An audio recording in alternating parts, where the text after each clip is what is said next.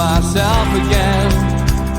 But it's the only way you're ever gonna learn. You look back and it's all in the past. I'm dwelling on the thoughts I cannot say to you. If I don't say the words, then maybe it's not true. And it feels alright. Hi, welcome along to NUFC Matters with me, Steve Wraith. Delighted to be doing another Dream Team and delighted to welcome another Newcastle United legend in Warren Barton to pick his team, his subs and his manager. How are you, Warren? I'm good, my friend. A lot better than Great. we was a few years ago anyway. Yeah, it seems like a distant memory, mate. And I love the T-shirt as well. San Diego Mags are getting a bit of a following now. Good man, yes. Yeah. Hey, I love the glasses as well. The glasses are suiting you. Well, thank you, mate. Yeah, some people say it makes us look a little bit like Alf Garnett, but you've got to grow gracefully, mate. And I haven't got grey hair, so I might as well get the glasses in. But good to see you, mate. And this is a simple format. Just really need to know what formation is your team going to be? I'm going to go, obviously, one in goal. People tend to forget that, but a 4-3-3. That's what I'm going to go with. 4-3-3. Great stuff, mate. Oh, okay, fantastic. Who's your goalkeeper then? Obviously, I was lucky to play with a lot of good people first and foremost, and a lot of good goalkeepers as well. Shay Given for me would be my number one, and it was a tough one with Pavel Cernacek, who I've got utmost respect for, and obviously is a big friend that we've lost. And Shaka was there, and Tim Krul would be another one as well. So in the era that I'm looking at, Shay would be there. I thought he grew into his role as the goalkeeper. Great servant, wonderful fellow off the field.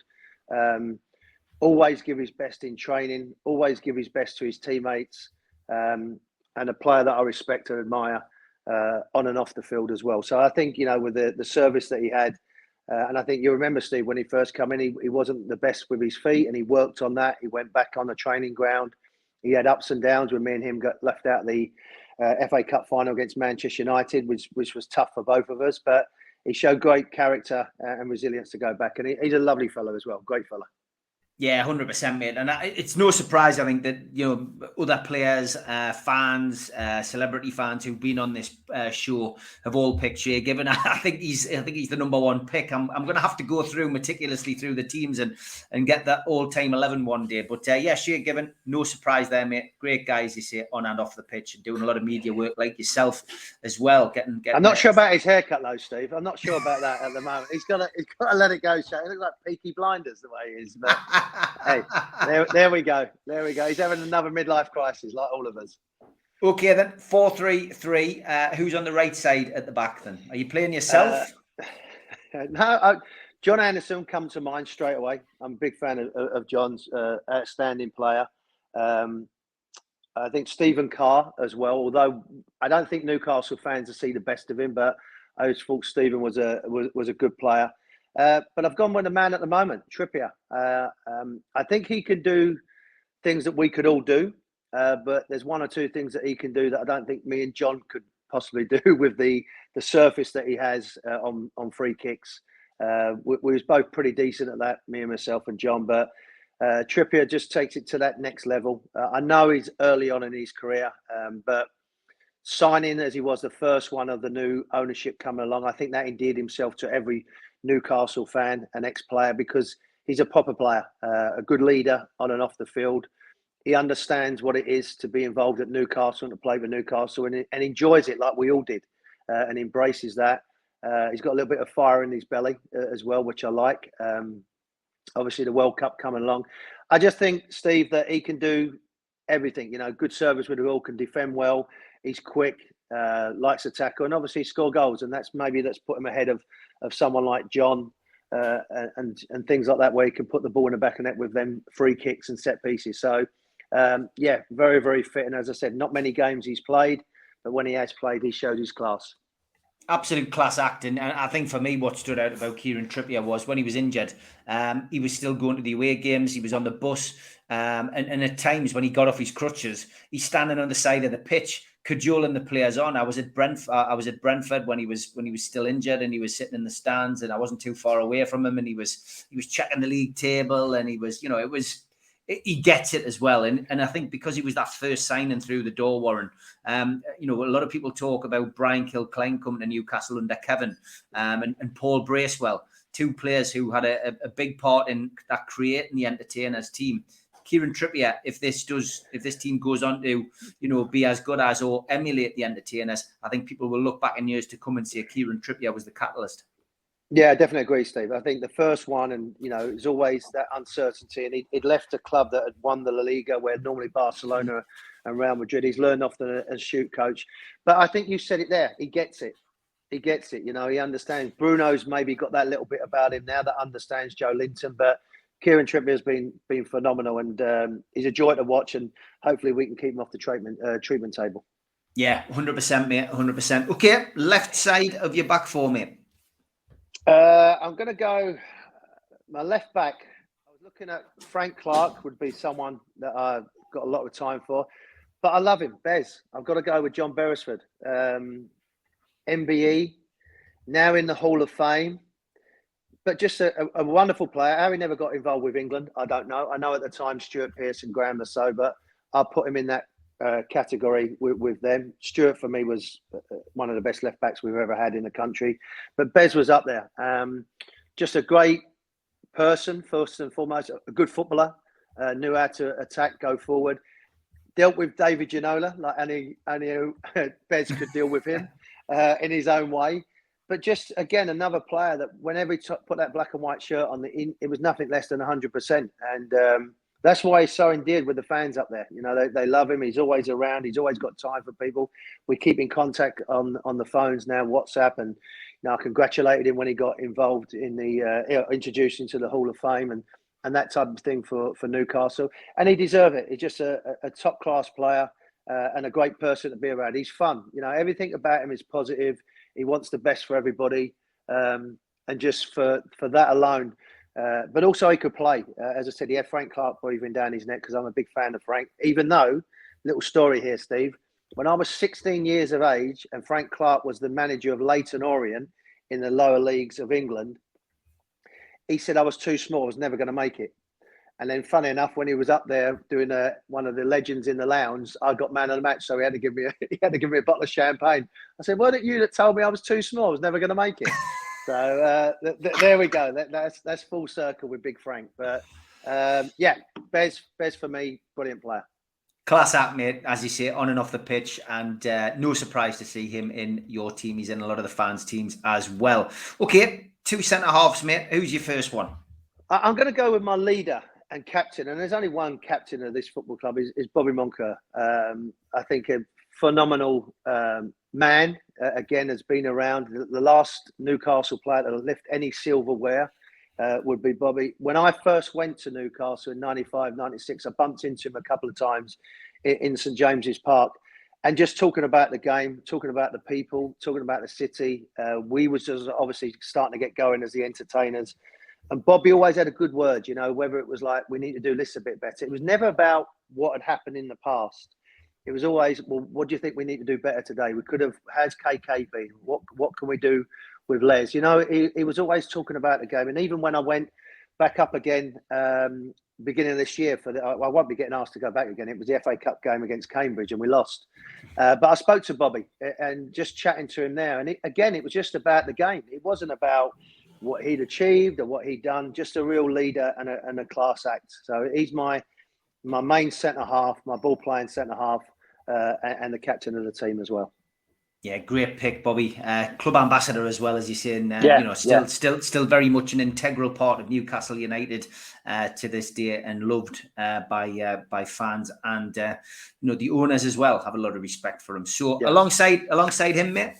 I've gone with a bit of flair, and it's just quite nice that it's the near the anniversary of when we beat United 5-0, and obviously Philippe Albert with that wonderful chip. So graceful with his left foot. We see it in the World Cup in '94 for Belgium, and then obviously when he come to Newcastle, another great fella. Steve, you know Philip very well. Yeah. A real leader on the field. Apart from one or two injuries, particularly the serious one, I think he could have gone on and played more games, obviously, and stayed at the club a lot longer. But just a really breaking the mould of how defenders was coming out at the back, playing with the ball. He had that sweet left foot. Joy to be around in training as well. You know, had the free kick outside the left foot, right foot, more with his left foot because it was like a wand. But he would be my player, Philip, because him and Bobby would complement each other as well. And he could defend when he needed to. But again, another big fan of Philip Albert. Yeah, top class, and as you say, that goal against Manchester United is one which we never get sick of watching. And he was a hell of a character off the pitch as well, Warren. Yeah, he was great off the field. You know, liked his game of pool, loved his game of pool. He was always fun to be around when he used to do his impersonations of a Geordie, and just a really likable man. You know, a top class player, and as I said, a very very good footballer as well. And a good person to be around. But yeah, a good character as well, and a leader. He'd give a bit of stick and he'd take it as well. And he used to drive Tino mad with all the things he would do. Him and Nobby would drive Tino mad, but it was all in good spirit. Okay, that's your goalkeeper and your back four. We're moving into the three. I'm going to ask you a question. Where was you when we beat United 5-0? What part of the stadium was you in? I was there, and I was in the Gallagher end in those days. That was when my dad could use those stairs in the Gallagher end. And I remember the day very clearly for a couple of reasons. There was a programme which was being recorded for Channel 4 called There's Only One Alan Shearer. And I was one of the focal points of that particular documentary. And I was selling the fanzine, the number 9 fanzine, outside the Gallagher end. I always used to stand at the bottom entrance into the Gallagher end at the gates where the fans used to come up. And there's a shot. I've got the documentaries on YouTube, and you can see me basically getting interviewed. It was chucking it down pre-match, absolutely sheeting it down. But the documentary was great because it focused on what it was like to sign Alan, what it was like for a fan to sign Alan Shearer, and what it was like for the fans to have this team suddenly winning every week and entertaining the fans. And basically you had all these people making their way to the match. I was opening the post office before I went, and then working in the post office, and then going to the game. There was another family who were just a typical family. 2 of them had season tickets, but 2 didn't. So 2 were watching it at home on Sky, and 2 were going to the match.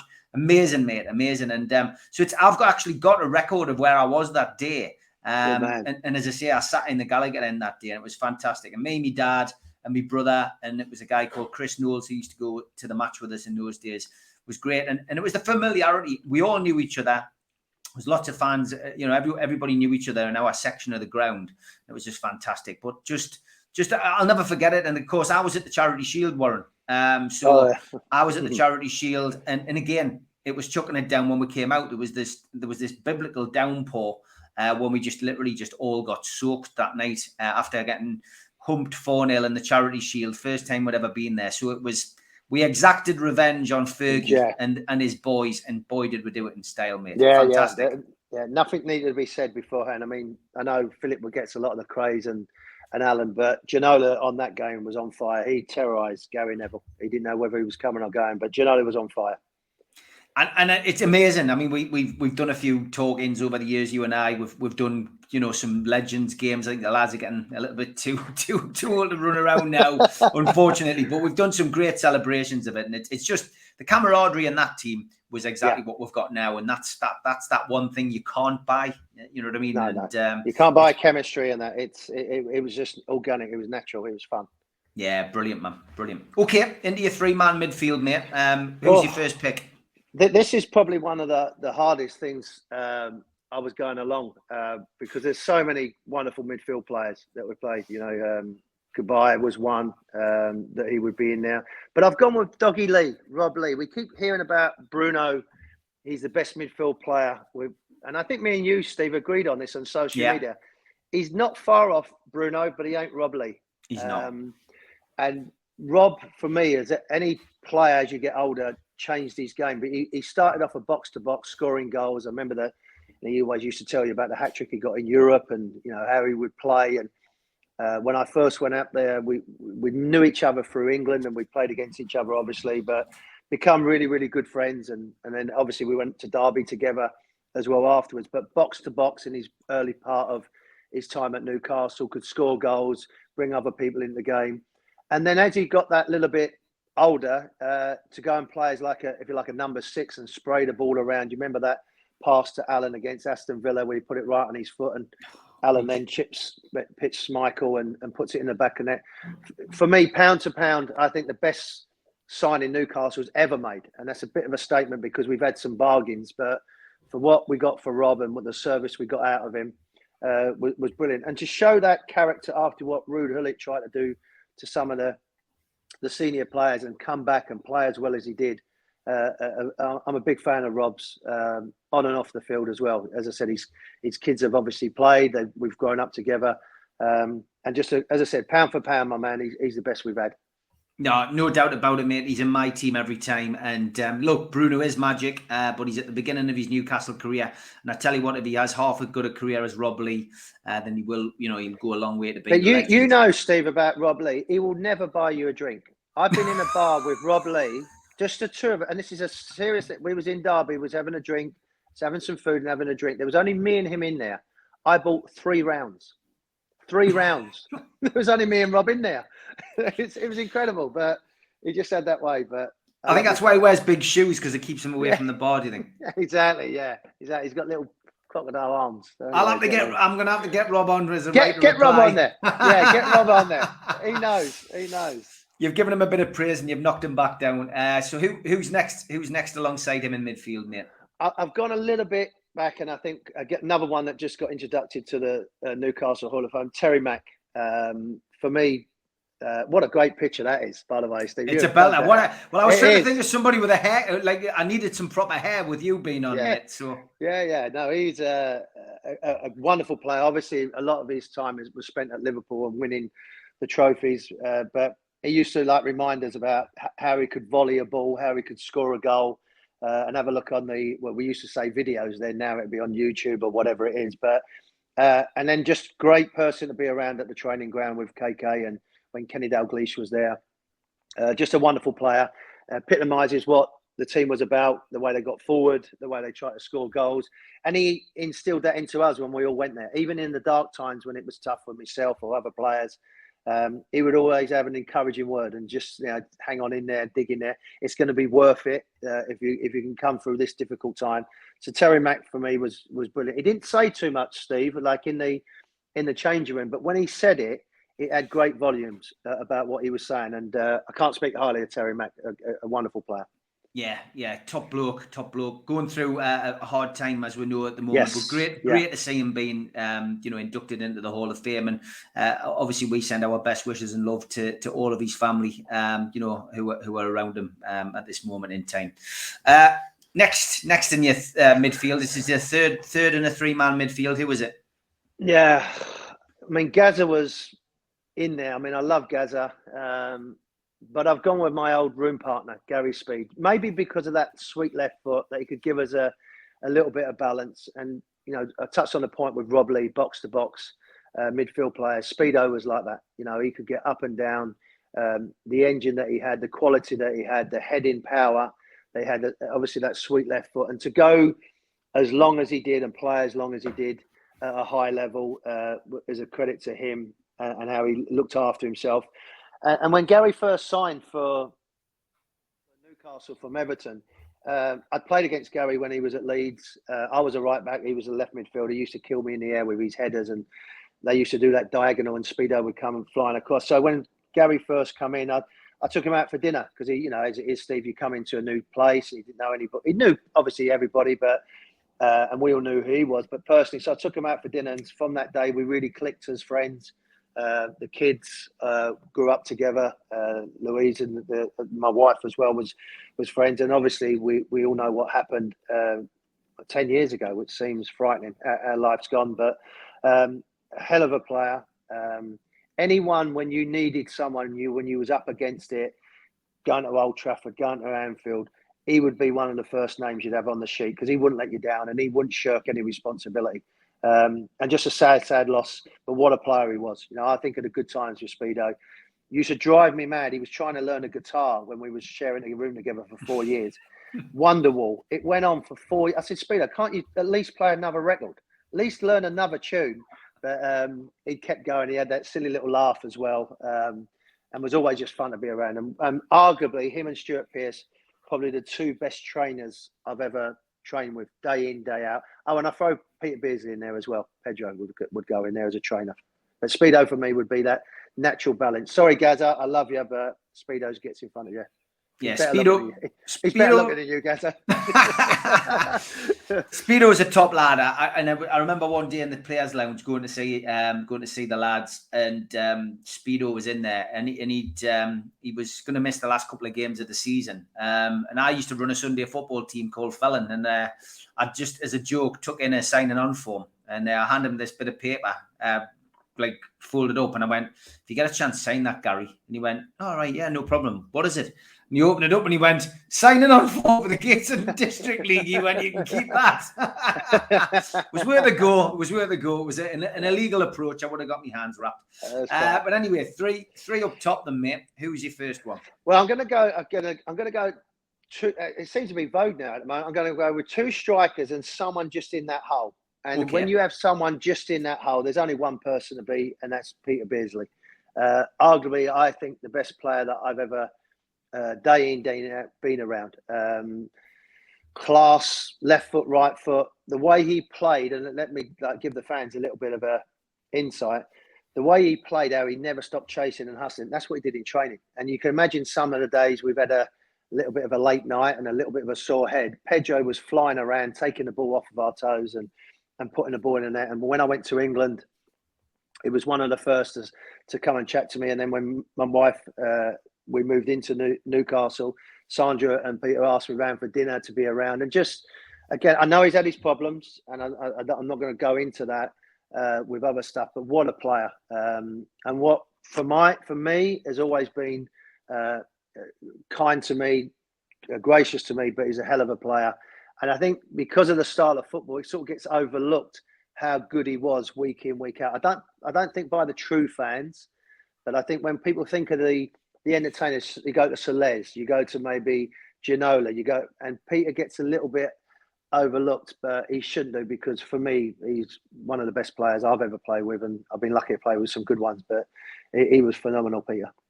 Best player I've seen in a black and white shirt, not once, but twice. And for me, proud to call him a mate and somebody who still puts as much effort into playing charity games, which he did a couple of weeks ago for us at the food bank game. And Peter doesn't like being taken off either. He played the whole game. No, I was going to say, I tell you what, with Pedro, if he has kept Cadbury's chocolate going through all these problems.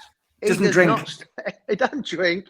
He'd be out with us, and he'd just be having these Cadbury's bars of chocolate all the time, just eating them all the time. But that would be Peter. But again, another source.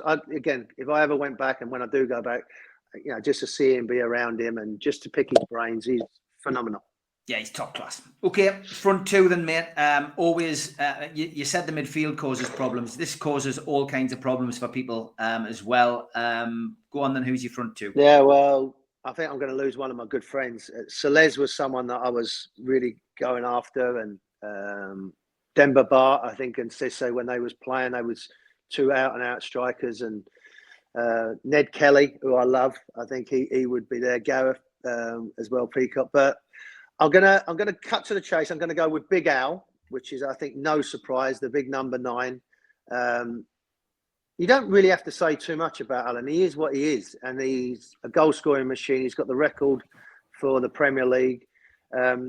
One thing, and I mentioned it to him a little while ago when we was doing these Zoom calls and doing these little bit of a phone-in things, is that he's probably the most dedicated individual player I've ever been with. Like, when I mean the individual player, the sole purpose of training was to get him better as an individual. It wasn't most say like the team and working on tactics. It's like how I can score more goals. And Steve, I don't know whether I told you this story, but when Sir Bobby first took over from Ruud Gullit after that dreadful game against Sunderland, and we played Sheffield Wednesday, Bobby said to Alan the day before, "Why'd you keep coming short?" And Alan being Alan, well, that idiot told me to come short. So Bobby went, "I want you facing the goal." So cut a long story short, we played Sheffield Wednesday. We were in 8-0. He gets 5 goals. On the 5th goal, it's a penalty. Paul Robinson, a young local lad. He actually started in front of Alan and Duncan Ferguson in the last game. So Bobby brought him on.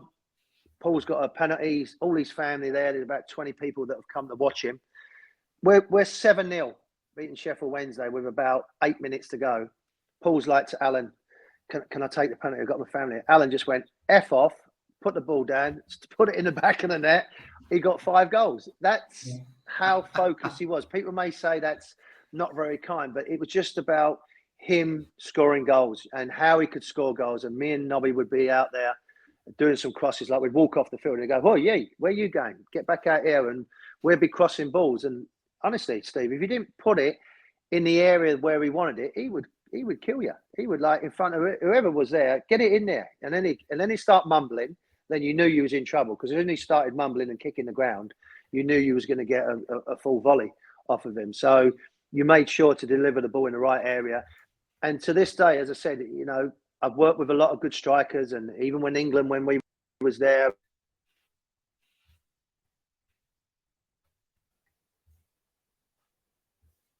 whether it was with England, whether it was with other people, Alan would always be working on his trade, scoring goals.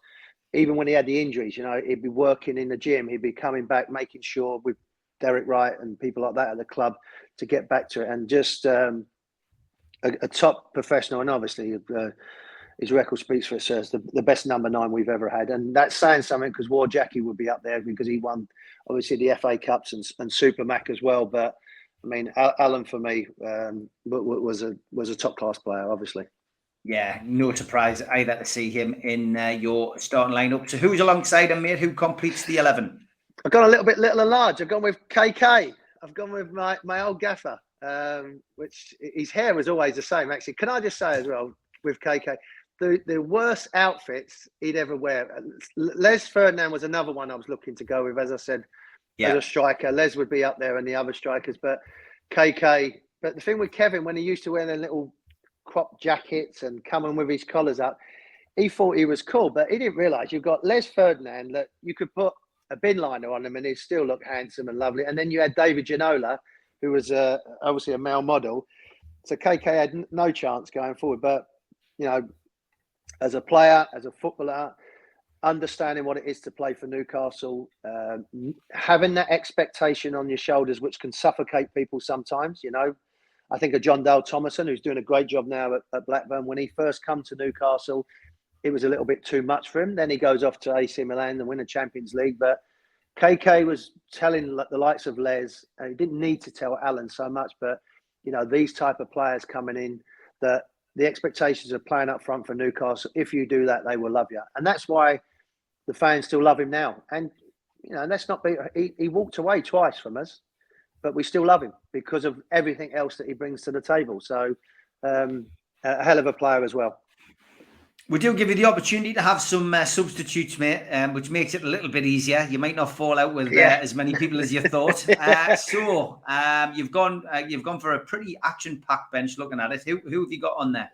Well, I mentioned him at the beginning, Pavel Cernacek. It was really with Shea, but I think Shea's duration of being at the club. But Pav, when I first come, was brilliant to me. An outstanding goalkeeper, vocally, dedication, professionalism. Second to none. I know I touched on Shaka as well, and Steve Harper. You know, another excellent goalkeeper. But Pav for me gets the. I mean, what a great shirt as well. I mean, looking back at that shirt as well, yeah. And Pav, I know you've got a big softness for Pav, and rightly so. So he gets in mind. If we ever need a goalkeeper, he'd be my one to come in. Yeah, top class. Okay, who's alongside him on the bench, mate?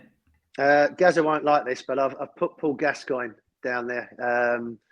Another, again, when I played for England and when he was getting ready for Euro 96, he was on a mission. And just, again, talented player, one of the best talented English players we've ever had, one of the kindest hearted person we've ever had. And I get asked sometimes about Paul, about the stuff he did off the field and the joking.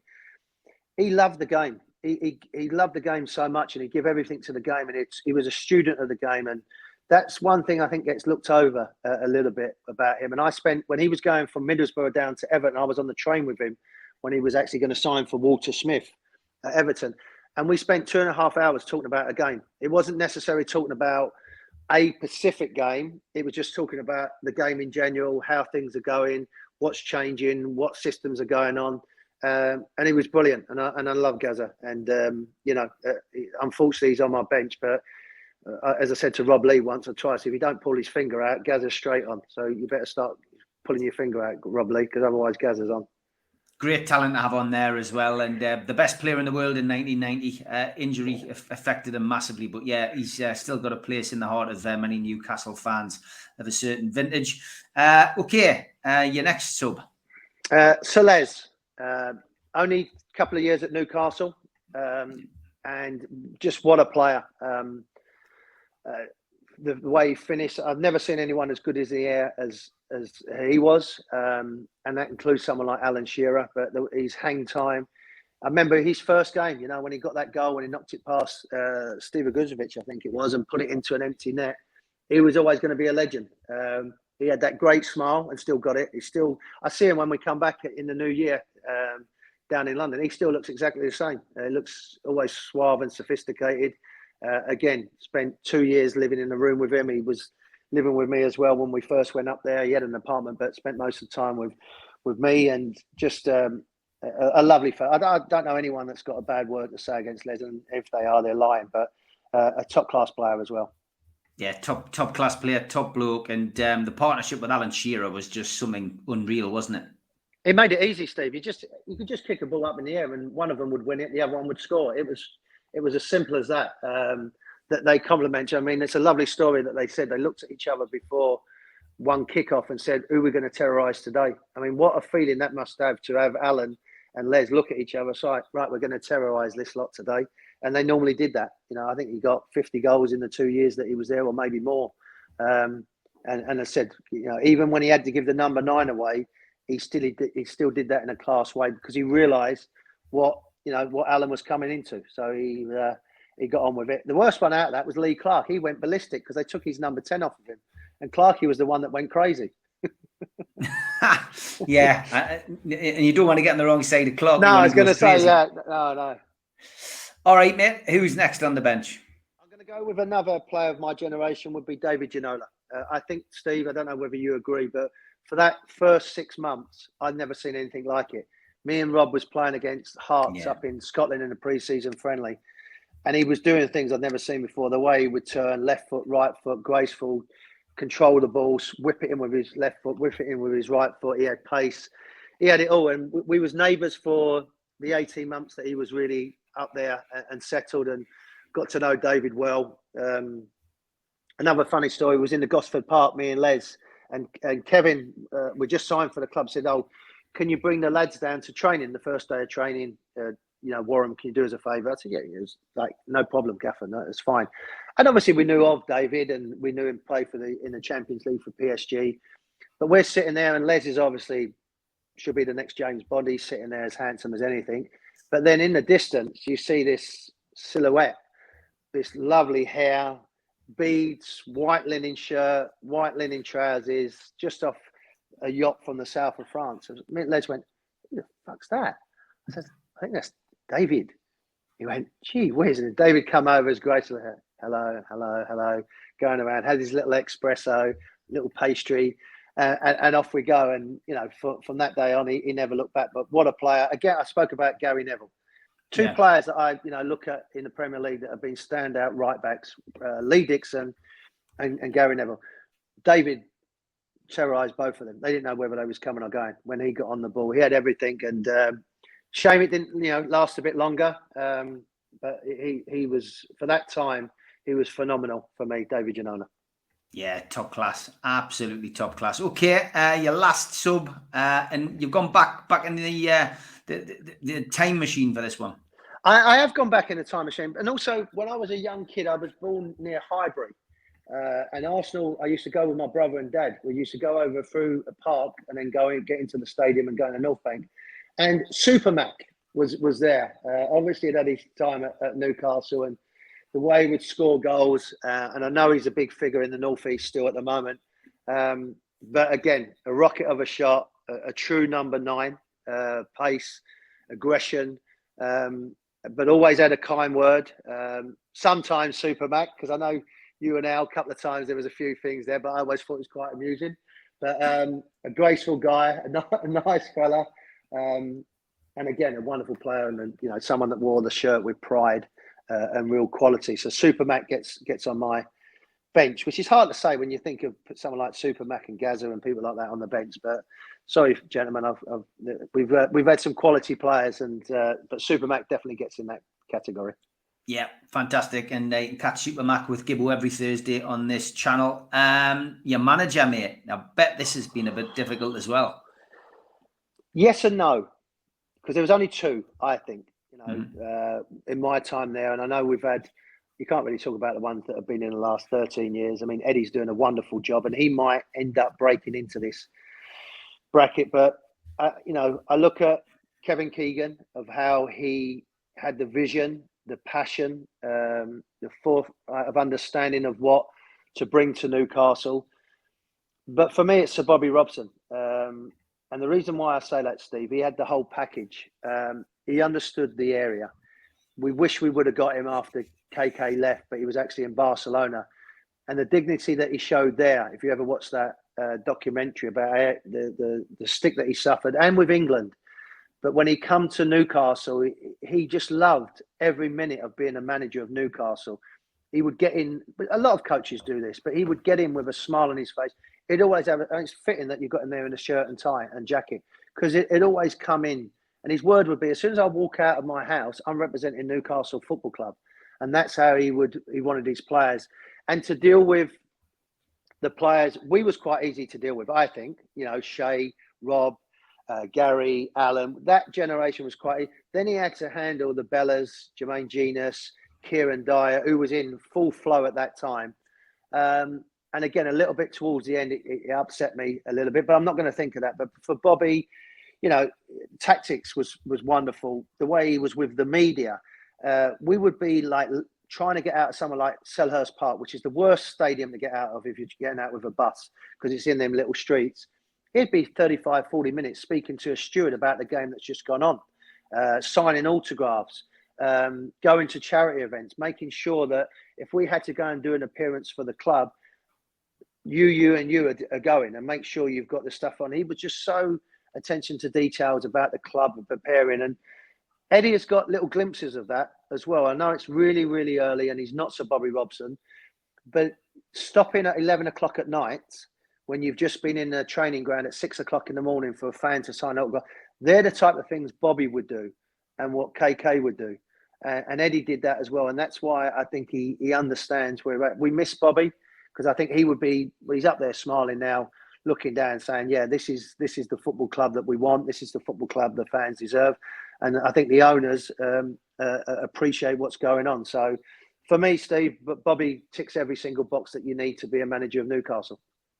Yeah, great stuff, mate. Not going to get any arguments from me on that. Great team. Shea Given in goal. You went for a 4-3-3 formation. So we have Trippier and Bez. We've got Bob Moncker and Philip Albert. In the midfield, Rob Lee, Terry McDermott and Gary Speed. And just behind the front two, Peter Beardsley. Up top, Big Al and KK. On the bench, some fantastic players. Pavel Cernacek, Gaza, Les Ferdinand, Sir Les, David Genola and Supermac, and the manager, Sir Bobby Robson. Brilliant, Warren. Great to have you as part of this dream team scenario. And just look forward to potentially adding to it in the future, because, it is a good time to be a Newcastle fan, mate. Yeah, I mean, it's wonderful, Steve. We spoke about many a times how tough it's been for the fans, and just to be motivated to go to St James's Park, and obviously through the pandemic, but it's getting back to the old days. And there's nothing wrong with going back in time and appreciating, like you just said there, like new fans that are going to the stadium and sitting next to the same people that have been there for the last few weeks, getting to know each other, getting the same routine, looking forward to walking into St James's. There was a great video of a dad, I think he's a journalist actually, taking his son to his first game, and to see the flags and the stadium and the roar and the cheers. That's what we had for 8 years. That's what I had. And, it's great for that to be back. You've been full circle. You was there at the beginning, like you said, and now you're seeing it again. And for me, Steve, it's not so much St James's Park, it's what the city is. and how the people are getting ready in Wallsend or wherever they're coming into to getting ready. That excitement about Newcastle. That, as Kevin said, they've got their club back now. And I think the owners have been overwhelmed by the support and love that the fans have shown them. And the boys are doing great. They're trying to win games. And all we've ever said, Steve, isn't it? Is just, we want to compete. You know, yes, okay, it'd be lovely to win something. We failed. You know, we had our time, FA Cup finals and second in the Premier League a couple of times. But, you know, just to compete and to challenge. And that's what they're doing at the moment. And may it long continue. Eddie's doing a great job. And let's just keep it rolling and keep upsetting people, because no one likes it up them, as Alan used to say. Yeah. Great stuff, Warren. Great to have you on. Look forward to having you on again soon, mate. Take care, pal. Speak to you soon.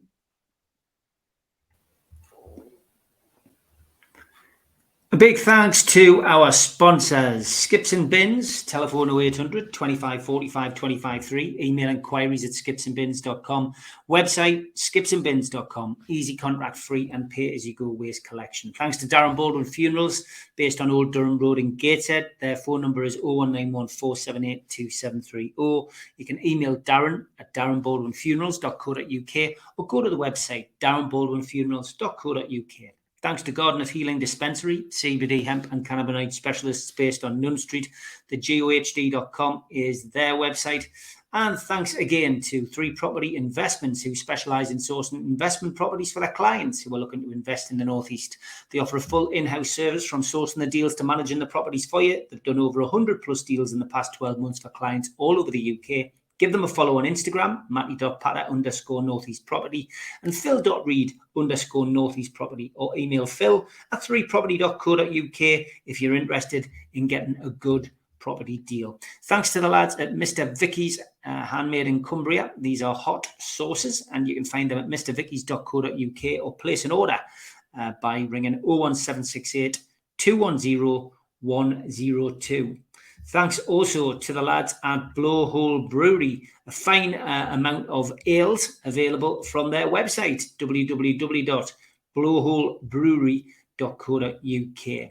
Thanks to Media Arts for all the help with the video technology. Thanks to qtechshop.co.uk, the makers of pool tables and snooker tables in Wallsend, Newcastle, and the guys who run our website, NUFCmatters.com. If you want to subscribe, hit the badge in the corner, and you can subscribe for free. Still do 7 shows a week. Hit the thumb up to like the video and click share to share to your social media. We're also available as a podcast on iTunes, Spotify, and the rest.